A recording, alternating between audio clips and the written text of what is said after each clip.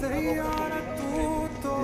ये रिसोर्ट है, eco resort, mangrove eco resort.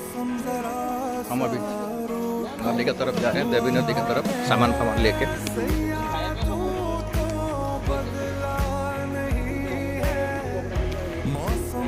Left side में देखिए देवी नदी।